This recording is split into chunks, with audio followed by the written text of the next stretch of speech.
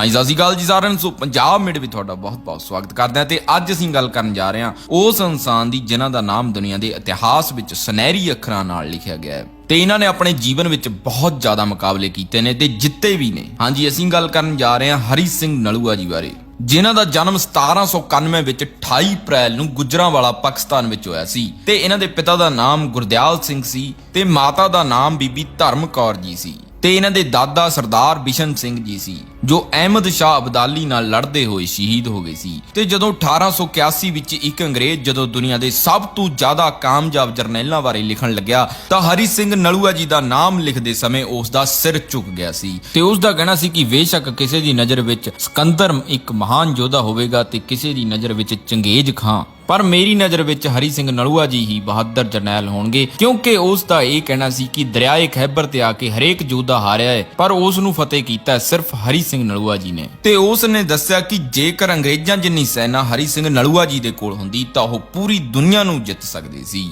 ਤੇ ਜਦੋਂ ਇਹਨਾਂ ਦੀ ਉਮਰ 7 ਸਾਲ ਦੀ ਸੀ ਤਾਂ ਉਸ ਵਕਤ ਇਹਨਾਂ ਦੇ ਪਿਤਾ ਗੁਰਦਿਆਲ ਸਿੰਘ ਜੀ ਇਸ ਦੁਨੀਆ ਨੂੰ ਛੱਡ ਕੇ ਚਲੇ ਗਏ ਸੀ ਤੇ ਉਸ ਤੋਂ ਬਾਅਦ ਇਹਨਾਂ ਨੇ ਕੁਝ ਸਮਾਂ ਆਪਣੇ ਨਾਨਕੇ ਆਪਣੀ ਮਾਤਾ ਦੇ ਨਾਲ ਰਹਿ ਕੇ ਗੁਜ਼ਾਰਿਆ।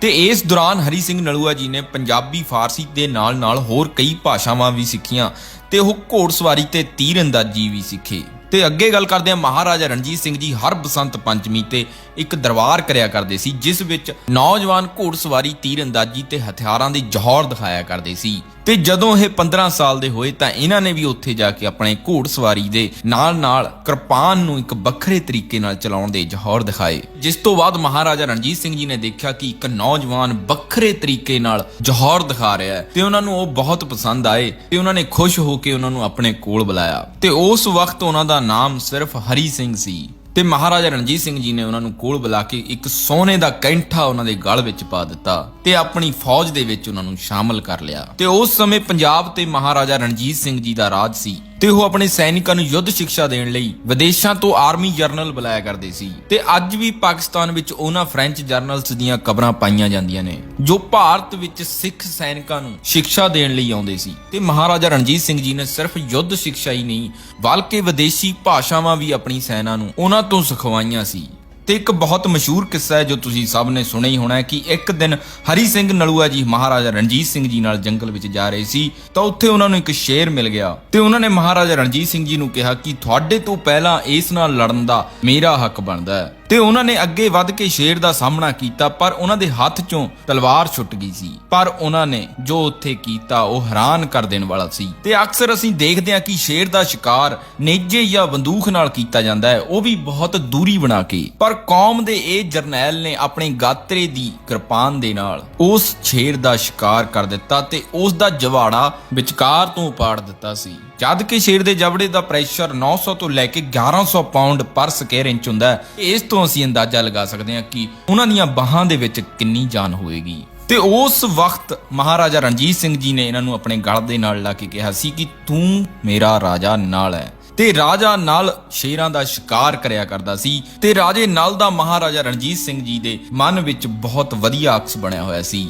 ਕਿਉਂਕਿ ਉਹਨੇ ਵੀ ਬਿਨਾਂ ਨੇਜੇ ਤੋਂ ਹੀ ਸ਼ੇਰ ਦਾ ਸ਼ਿਕਾਰ ਕੀਤਾ ਸੀ। ਤੇ ਇਸ ਤੋਂ ਬਾਅਦ ਉਹਨਾਂ ਦਾ ਨਾਮ ਹਰੀ ਸਿੰਘ ਤੋਂ ਹਰੀ ਸਿੰਘ ਨਲੂਆ ਪੈ ਗਿਆ ਸੀ ਤੇ ਜਿਸ ਤੋਂ ਬਾਅਦ ਇਹਨਾਂ ਦੀ ਜਗੀਰ ਵਿੱਚ ਵਾਧਾ ਕੀਤਾ ਗਿਆ ਤੇ ਉਹਨਾਂ ਵੇਲਿਆਂ ਵਿੱਚ ਉਸ ਤੋਂ ਸਾਲਾਨਾ ਆਮਦਨ 9,93,000 ਰੁਪਏ ਸੀ। ਤੇ ਤੁਹਾਨੂੰ ਦੱਸ ਦਈਏ ਕਿ ਇਹ ਜਰਨੈਲ ਉਸ ਜਗੀਰ ਦਾ ਕਰਦਾ ਕੀ ਸੀ। ਅੱਧੀ ਜਗੀਰ ਦੀ ਰਕਮ ਗੁਰਧਾਮਾਂ ਤੇ ਖਰਚ ਕੀਤੀ ਜਾਂਦੀ ਸੀ ਤੇ ਅਕਾਲ ਤਖਤ ਸਾਹਿਬ ਤੇ ਜੋ ਸੋਨੇ ਦਾ ਗੁੰਬਦ ਸੀ ਉਹ ਵੀ ਇਸ ਵਿੱਚੋਂ ਹੀ ਬਣਾਇਆ ਗਿਆ ਸੀ ਤੇ ਭਾਈ ਜੋਗਾ ਸਿੰਘ ਜੀ ਦਾ ਜੋ ਪਿਸ਼ਾਵਰ ਦੇ ਵਿੱਚ ਗੁਰਦੁਆਰਾ ਹੈ ਉਹ ਵੀ ਇਸ ਤੋਂ ਹੀ ਤਿਆਰ ਕੀਤਾ ਗਿਆ ਸੀ। ਤੇ ਜਿੱਥੇ ਗੁਰੂ ਨਾਨਕ ਦੇਵ ਜੀ ਨੇ ਪੱਥਰ ਨੂੰ ਰੋਕ ਕੇ ਬਲੀ ਕੰਧਾਰੀ ਦਾ ਹੰਕਾਰ ਤੋੜਿਆ ਸੀ, ਜਿਹੜਾ ਗੁਰਦੁਆਰਾ ਤੁਸੀਂ ਪੰਜਾ ਸਾਹਿਬ ਅੱਜ ਦੇਖਦੇ ਹੋ, ਉਸ ਨੂੰ ਵੀ ਹਰੀ ਸਿੰਘ ਨਲੂਆ ਜੀ ਵੱਲੋਂ ਹੀ ਤਿਆਰ ਕਰਾਇਆ ਗਿਆ ਸੀ। ਤੇ ਇਸ ਤੋਂ ਇਲਾਵਾ ਉਹ ਨਿੱਜੀ ਤੌਰ ਤੇ ਜਗੀਰ ਵਿੱਚੋਂ ਆਪਣੇ ਉੱਤੇ ਕੋਈ ਵੀ ਖਰਚ ਨਹੀਂ ਕਰਦੇ ਸੀ ਬਲਕਿ ਉਹ ਬਾਕੀ ਪੈਸਾ ਆਪਣੀ ਫੌਜ ਤੇ ਖਰਚ ਕਰਿਆ ਕਰਦੇ ਸੀ। ਤੇ ਅਸੀਂ ਸੋਚ ਵੀ ਨਹੀਂ ਸਕਦੇ ਜਦੋਂ ਮਹਾਰਾਜਾ ਰਣਜੀਤ ਸਿੰਘ ਜੀ ਨੇ ਕਸੂਰ ਨੂੰ ਫਤਿਹ ਕੀਤਾ ਸੀ ਉਸ ਵਿੱਚ ਇਹਨਾਂ ਨੇ ਅਹਿਮ ਭੂਮਿਕਾ ਨਿਭਾਈ ਸੀ ਤੇ ਉਸ ਵਕਤ ਇਹਨਾਂ ਦੀ ਉਮਰ 15.5 ਸਾਲ ਦੀ ਸੀ। ਤੇ ਇਸ ਤੋਂ ਅਸੀਂ ਅੰਦਾਜ਼ਾ ਲਗਾ ਸਕਦੇ ਹਾਂ ਕਿ ਉਹਨਾਂ ਦੀ ਸ਼ਸਤਰ ਵਿੱਦਿਆ ਕਿਵੇਂ ਦੀ ਹੋਵੇਗੀ। ਤੇ ਇਸ ਤੋਂ ਬਾਅਦ ਹਰੀ ਸਿੰਘ ਨਲੂਆ ਜੀ ਨੇ ਮੁਲਤਾਨ ਦੀ ਲੜਾਈ ਲੜੀ ਤੇ ਜਿਸ ਵਿੱਚ ਉਹ ਬਹੁਤ ਜ਼ਿਆਦਾ ਜ਼ਖਮੀ ਹੋ ਗਏ ਸੀ ਪਰ ਮਹਾਰਾਜਾ ਰਣਜੀਤ ਸਿੰਘ ਜੀ ਨੂੰ ਪਤਾ ਲੱਗ ਗਿਆ ਸੀ ਤੇ ਜਿਸ ਤੋਂ ਬਾਅਦ ਉਹਨਾਂ ਨੇ ਮਲਤਾਨ ਨੂੰ ਫਤਿਹ ਕਰ ਦਿੱਤਾ ਸੀ ਤੇ ਉੱਥੇ ਵੀ ਫਿਰ ਸਿੱਖਾਂ ਦਾ ਰਾਜ ਹੋਇਆ। ਪਰ ਜਿਸ ਤੋਂ ਬਾਅਦ ਹਰੀ ਸਿੰਘ ਨਲੂਆ ਜੀ ਨੂੰ 6 ਮਹੀਨੇ ਲੱਗੇ ਸੀ ਠੀਕ ਹੋਣ ਲਈ ਤੇ ਜਦੋਂ ਉਹ ਕਈ ਮਹੀਨਿਆਂ ਬਾਅਦ ਠੀਕ ਹੋ ਕੇ ਦਰਬਾਰ ਵਿੱਚ ਆਏ ਤਾਂ ਸ਼ੇਰੇ ਪੰਜਾਬ ਨੇ ਜਗੀਰ ਬਖਸ਼ੀ ਤੇ ਅੰਤ ਸਮੇਂ ਸਰਦਾਰ ਹਰੀ ਸਿੰਘ ਨਲੂਆ ਜੀ ਦੀ ਜਗੀਰ ਸਿੱਖ ਰਾਜ ਵਿੱਚ ਸਭ ਤੋਂ ਜ਼ਿਆਦਾ ਸੀ।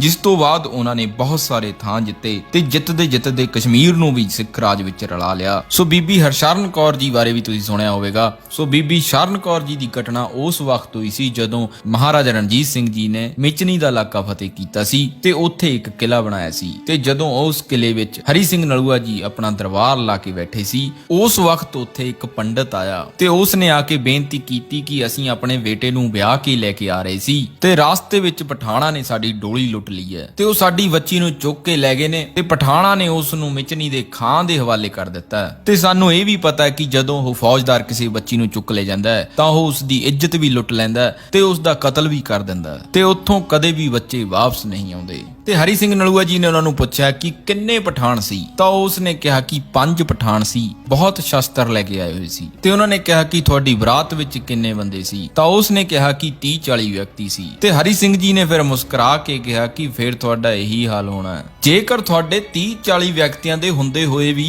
ਤੁਹਾਡੇ ਕੋਲੋਂ 5 ਵਿਅਕਤੀ ਤੁਹਾਡੇ ਘਰ ਦੀ ਇੱਜ਼ਤ ਨੂੰ ਖੋ ਕੇ ਲੈ ਗਏ ਫਿਰ ਤਾਂ ਤੁਹਾਡਾ ਇਹੀ ਹਾਲ ਹੋਣਾ।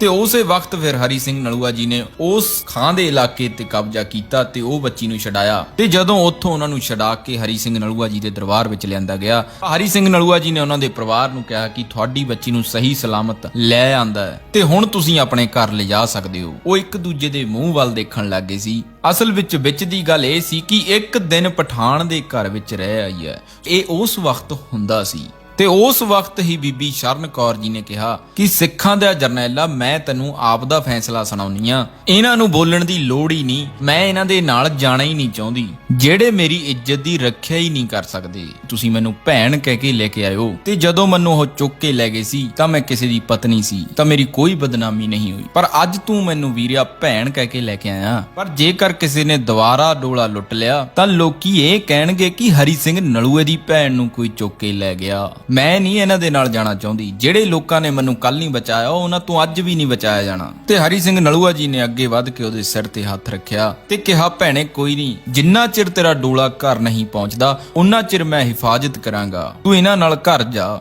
ਤੇ ਬੀਬੀ ਦੇ ਨਾ ਮੰਨਣ ਤੇ ਫਿਰ ਹਰੀ ਸਿੰਘ ਜੀ ਨੇ ਕਿਹਾ ਕਿ ਤੁਹਾਨੂੰ ਖੰਡੇ ਵਾਟੇ ਦਾ ਅੰਮ੍ਰਿਤ ਛਕਣਾ ਪੈਣਾ ਤੇ ਫਿਰ ਉਹਨਾਂ ਨੂੰ ਖੰਡੇ ਵਾਟੇ ਦਾ ਅੰਮ੍ਰਿਤ ਛਕਾਇਆ ਤੇ ਉਹਨਾਂ ਦਾ ਨਾਮ ਬੀਬੀ ਸ਼ਰਨੀ ਤੋਂ ਬੀਬੀ ਹਰਸ਼ਰਨ ਕੌਰ ਜੀ ਪਿਆ ਤੇ ਇਹ ਉਸ ਵਕਤ ਜਮਰੌਦ ਦੇ ਕਿਲੇ ਦੇ ਵਿੱਚ ਸੀ। ਤੇ ਜੇਕਰ ਅਸੀਂ ਇਤਿਹਾਸ ਵਿੱਚ ਥੋੜਾ ਪਿੱਛੇ ਦੇਖੀਏ ਤਾਂ ਅਕਸਰ ਇਹ ਘਟਨਾਵਾਂ ਵਾਪਰਦੀਆਂ ਹੀ ਰਹੀਆਂ ਨੇ ਕਿ ਵਿਆਹ ਤੋਂ ਆਉਂਦੇ ਹੋਏ ਬਰਾਤ ਨੂੰ ਲੁੱਟਿਆ ਜਾਂਦਾ ਸੀ ਤੇ ਉਸ ਵਕਤ ਬਰਾਤੀ ਇਸ ਕਰਕੇ ਹੀ ਲਿਜਾਏ ਜਾਂਦੇ ਸੀ ਕਿ ਜੇਕਰ ਹਮਲਾ ਹੋਵੇ ਤਾਂ ਉਹ ਰੱਖਿਆ ਕਰ ਸਕਣ। ਪਰ ਅੱਜ ਦੇ ਸਮੇਂ ਅਸੀਂ ਵੱਧ ਤੋਂ ਵੱਧ ਬਰਾਤ ਲਿਜਾਣਾ ਆਪਣੀ ਸ਼ਾਨ ਸਮਝਦੇ ਹਾਂ ਤੇ ਜਿਨ੍ਹਾਂ ਵਿੱਚੋਂ ਜ਼ਿਆਦਾਤਰ ਨੂੰ ਵਾਪਸ ਆਉਂਦੇ ਹੋਏ ਆਪਣੇ ਆਪ ਦਾ ਹੀ ਨਹੀਂ ਪਤਾ ਰਹਿੰਦਾ ਤੇ ਰੱਖਿਆ ਕਰਨਾ ਤਾਂ ਬਹੁਤ ਦੂਰ ਦੀ ਗੱਲ ਆ। ਤੇ ਅੱਜ ਵੀ ਵਿਆਹ ਸ਼ਾਦੀਆਂ ਹੁੰਦੀਆਂ ਨੇ ਤੇ ਇੱਕ ਸਰਵਾਲਾ ਬਣਾਇਆ ਜਾਂਦਾ ਹੈ ਤੇ ਉਹਨੂੰ ਵੀ ਲਾੜੇ ਵਰਗੇ ਹੀ ਕੱਪੜੇ ਪਵਾਏ ਜਾਂਦੇ ਨੇ, ਪਰ ਕਦੇ ਇਹ ਸੋਚਿਆ ਕਿ ਇਹ ਕਿਉਂ ਤਿਆਰ ਕੀਤਾ ਜਾਂਦਾ ਹੈ? ਪਾਸਟ ਵਿੱਚ ਇਸ ਦਾ ਕੋਈ ਮਤਲਬ ਤਾਂ ਹੋਵੇਗਾ ਤਾਂ ਹੀ ਇਸ ਨੂੰ ਤਿਆਰ ਕੀਤਾ ਜਾਂਦਾ ਹੈ, ਪਰ ਅੱਜ ਅਸੀਂ ਸਿਰਫ ਦਿਖਾਵੇ ਲਈ ਹੀ ਤਿਆਰ ਕਰਦੇ ਹਾਂ। ਅਸਲ ਵਿੱਚ ਵਿਆਹ ਵਾਲੇ ਲੜਕੇ ਨੂੰ ਕਿਹਾ ਜਾਂਦਾ ਹੈ ਵਰ ਤੇ ਲੜਕੀ ਨੂੰ ਕਿਹਾ ਜਾਂਦਾ ਹੈ ਵਾਲਾ ਤੇ ਇਸ ਤੋਂ ਸ਼ਬਦ ਬਣਦਾ ਹੈ ਵਰਵਾਲਾ। ਤੇ ਹਿੰਦੂ ਵਿਦਵਾਨਾਂ ਨੇ ਇੱਕ ਤਰੀਕਾ ਲੱਭਿਆ ਸੀ ਜਦੋਂ ਇਸ ਤਰ੍ਹਾਂ ਬਰਾਤਾਂ ਲੁੱਟ ਲਈਆਂ ਜਾਂਦੀਆਂ ਸੀ ਤੇ ਉਸ ਵਕਤ ਲੜਕੀ ਨੂੰ ਦਿਖਾਇਆ ਤਾਂ ਜਾਂਦਾ ਨਹੀਂ ਸੀ, ਸਿੱਧਾ ਵਿਆਹ ਹੀ ਹੁੰਦਾ ਸੀ।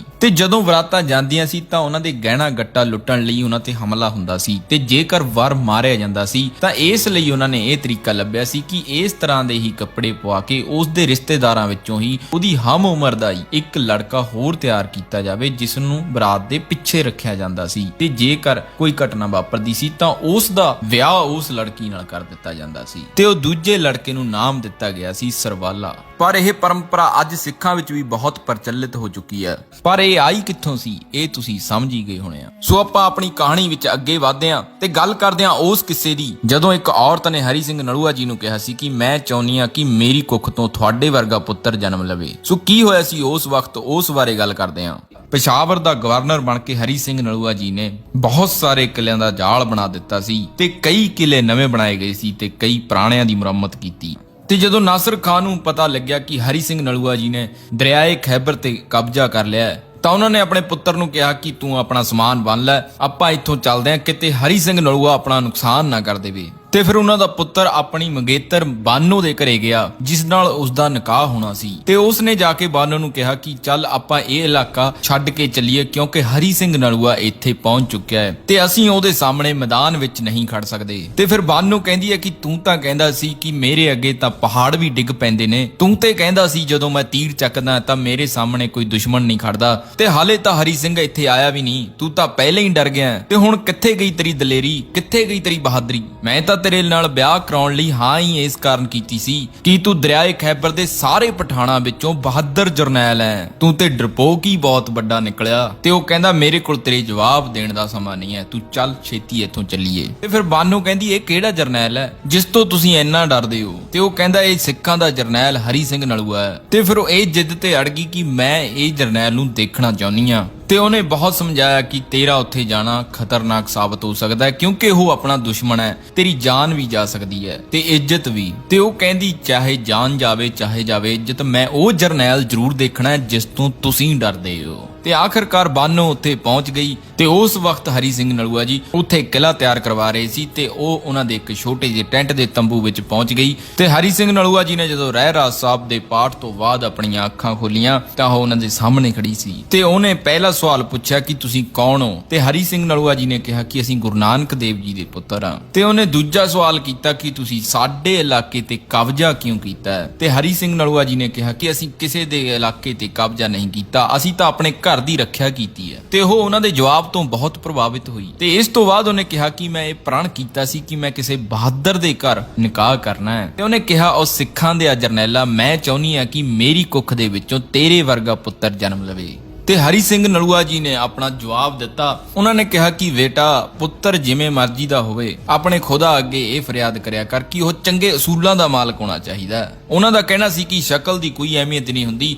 ਬੰਦੇ ਦੇ ਅਸੂਲਾਂ ਦੀ ਅਹਿਮੀਅਤ ਹੁੰਦੀ ਹੈ। ਤੇ ਉਹ ਫੇਰ ਦੁਬਾਰਾ ਕਹਿੰਦੀ ਕਿ ਤੂੰ ਜਰਨੈਲਾ ਸਮਝਿਆ ਨਹੀਂ, ਮੈਂ ਚਾਹੁੰਦੀ ਹਾਂ ਕਿ ਤੂੰ ਮੇਰੇ ਨਾਲ ਨਿਕਾਹ ਕਰ ਲਵੇਂ ਤੇ ਫੇਰ ਮੇਰੀ ਕੁੱਖ ਵਿੱਚੋਂ ਤੇਰਾ ਪੁੱਤਰ ਪੈਦਾ ਹੋਵੇ। ਤੇ ਉਸ ਵਕਤ ਹਰੀ ਸਿੰਘ ਨਲੂਆ ਜੀ ਦਾ ਵਿਆਹ ਵੀ ਹੋ ਚੁੱਕਿਆ ਸੀ ਤੇ ਉਹਨਾਂ ਦੇ 2 ਪੁੱਤਰ ਵੀ ਸੀ ਤੇ ਇੱਕ ਧੀ ਵੀ ਸੀ। ਤੇ ਹਰੀ ਸਿੰਘ ਨਲੂਆ ਜੀ ਨੇ ਕਿਹਾ ਕਿ ਮੈਂ ਵਿਆਹਿਆ ਹੋਇਆ ਤੇ ਮੈਂ ਤਾਂ ਇੰਜ ਸੋਚ ਵੀ ਨਹੀਂ ਸਕਦਾ, ਤੇ ਤੂੰ ਇਹ ਕੀ ਸੋਚ ਕੇ ਇੱਥੇ ਆ ਗਈ? ਤੇ ਉਹ ਕਹਿੰਦੀ ਬੇਸ਼ੱਕ ਤੁਹਾਡਾ ਪਹਿਲਾਂ ਵਿਆਹ ਹੋਇਆ ਹੈ, ਪਰ ਮੈਨੂੰ ਤੁਹਾਡੇ ਤੋਂ ਪੁੱਤਰ ਚਾਹੀਦਾ, ਤੁਸੀਂ ਮੇਰੇ ਨਾਲ ਨਿਕਾਹ ਕਰ ਲਓ। ਤੇ ਹਰੀ ਸਿੰਘ ਨਲੂਆ ਜੀ ਫਿਰ ਜੋਸ਼ ਵਿੱਚ ਆਏ ਤੇ ਆਪਣੇ ਕੋਲ ਪਈ ਤਲਵਾਰ ਨੂੰ ਚੱਕਿਆ ਤੇ ਉਹਨਾਂ ਨੂੰ ਕਿਹਾ ਕਿ ਇੱਥੋਂ ਜਲਦੀ ਤੋਂ ਜਲਦੀ ਬਾਹਰ ਹੋ ਜਾ, ਤੂੰ ਇੱਕ ਸਿੱਖ ਨੂੰ ਪਰਖਣ ਲਈ ਆਈ ਹੈ। ਤੇ ਵਾਪਸ ਜਾਣ ਲੱਗੀ ਬਾਨੋ ਦੀਆਂ ਅੱਖਾਂ ਵਿੱਚ ਹੰਝੂ ਸੀ ਤੇ ਉਹ ਦਰਵਾਜ਼ੇ ਤੇ ਜਾ ਕੇ ਰੁਕੀ ਤੇ ਝੋਲੀ ਅੱਡ ਕੇ ਬੋਲੀ, ਉਹ ਸਿੱਖਾਂ ਦਾ ਜਰਨੈਲਾ, ਮੈਂ ਤੇ ਸੁਣਿਆ ਸੀ ਕਿ ਗੁਰੂ ਨਾਨਕ ਦੇ ਦਰ ਤੋਂ ਕੋਈ ਖਾਲੀ ਨਹੀਂ ਗਿਆ ਤੇ ਅੱਜ ਪਠਾਣਾ ਦੀ ਬੱਚੀ ਇੱਥੋਂ ਖਾਲੀ ਜਾ ਰਹੀ ਹੈ। ਤੇ ਹਰੀ ਸਿੰਘ ਨਲੂਆ ਜੀ ਨੇ ਕਿਹਾ ਕਿ ਰੁਕ ਜਾ, ਤੂੰ ਇਹ ਦੱਸ ਤੇਰਾ ਨਾਮ ਕੀ ਹੈ? ਤੇ ਉਹਨੇ ਕਿਹਾ ਕਿ ਮੇਰਾ ਨਾਮ ਹੈ ਬਾਨੋ। ਤੇ ਫਿਰ ਉਹਨਾਂ ਨੇ ਆਪਣੇ ਕੋਲੇ ਪਈ ਇੱਕ ਚਾਦਰ ਨੂੰ ਚੱਕ ਕੇ ਉਹਨਾਂ ਦੇ ਸਿਰ ਤੇ ਰੱਖਿਆ ਤੇ ਹੱਥ ਜੋੜ ਕੇ ਉਹਦੇ ਸਾਹਮਣੇ ਖੜਾ ਹੋ ਗਿਆ। ਤੇ ਉਹਨਾਂ ਕਿਹਾ ਕਿ ਬਾਨੋ ਤੂੰ ਚਾਹੁੰਦੀ ਸੀ ਨਾ ਕਿ ਤੇਰੇ ਘਰ ਵਿੱਚ ਹਰੀ ਸਿੰਘ ਨਲੂਏ ਵਰਗਾ ਪੁੱਤਰ ਜਨਮ ਲਵੇ, ਤੇ ਅੱਜ ਤੋਂ ਤੂੰ ਮੇਰੀ ਮਾਤਾ ਤੇ ਹਰੀ ਸਿੰਘ ਨਲੂਆ ਹੀ ਤੇਰਾ ਪੁੱਤਰ। ਤੇ ਉਸ ਸਮੇਂ ਹਰੀ ਸਿੰਘ ਨਲੂਆ ਜੀ ਦੀ ਉਮਰ 42 ਸਾਲ ਤੋਂ ਉੱਪਰ ਸੀ ਤੇ ਜਿਸ ਨੂੰ ਉਹਨਾਂ ਨੇ ਆਪਣੀ ਮਾਤਾ ਬਣਾਇਆ ਸੀ ਉਸ ਬਾਨੋ ਦੀ ਉਮਰ 19-20 ਸਾਲ ਦੀ ਸੀ। ਸੋ ਐਦਾਂ ਦੇ ਸੀ ਸਾਡੇ ਸਿੱਖ ਕੌਮ ਦੇ ਜਰਨੈਲ ਹਰੀ ਸਿੰਘ ਨਲੂਆ ਜੀ। ਇਹ ਵੀਡੀਓ ਦਾ ਅਗਲਾ ਪਾਰਟ ਤੁਹਾਨੂੰ ਆਉਣ ਵਾਲੇ 2-3 ਦਿਨ ਦੇ ਵਿੱਚ ਮਿਲ ਜਾਵੇਗਾ। ਸੋ ਜੇਕਰ ਤੁਹਾਨੂੰ ਇਹ ਵੀਡੀਓ ਵਧੀਆ ਲੱਗੀ ਤਾਂ ਲਾਈਕ ਤੇ ਕਮੈਂਟ ਕਰਕੇ ਜਰੂਰ ਦੱਸਿਓ ਤੇ ਨਾਲ ਦੀ ਨਾਲ ਵੀਡੀਓ ਨੂੰ ਸ਼ੇਅਰ ਜਰੂਰ ਕਰ ਦਿਓ। ਤੇ ਹਰ ਰੋਜ਼ ਮੋਟੀਵੇਟ ਦਾ ਡੋਜ਼ ਲੈਣ ਲਈ ਸਾਨੂੰ ਫੇਸਬੁੱਕ, ਇੰਸਟਾਗ੍ਰam ਤੇ ਟਿਕਟੌਕ ਤੇ ਫੋਲੋ ਕਰ ਸਕਦੇ ਹੋ, ਜਿਸ ਦਾ ਲਿੰਕ ਤੁਹਾਨੂੰ ਡਿਸਕ੍ਰਿਪਸ਼ਨ 'ਚ ਮਿਲ ਜਾਵੇਗਾ। ਸੋ ਨਵੇਂ ਦੋਸਤਾਂ ਨੂੰ ਬੇਨਤੀ ਹੈ ਕਿ ਹੋ ਸਕੇ ਤਾਂ ਚੈਨਲ ਸਬਸਕ੍ਰਾਈਬ ਕਰ ਲਿਓ ਤੇ ਨਾਲ ਦੀ ਨਾਲ ਬੈਲ ਦਾ ਬਟਨ ਜਰੂਰ ਦਬ ਲਿਓ ਤਾਂ ਜੋ ਸਾਡੀ ਨਵੀਂ ਵੀਡੀਓ ਤੁਹਾਡੇ ਕੋਲ ਸਭ ਤੋਂ ਪਹਿਲਾਂ ਪਹੁੰਚ ਸਕੇ। ਥੈਂਕ ਯੂ, ਧੰਨਵਾਦ।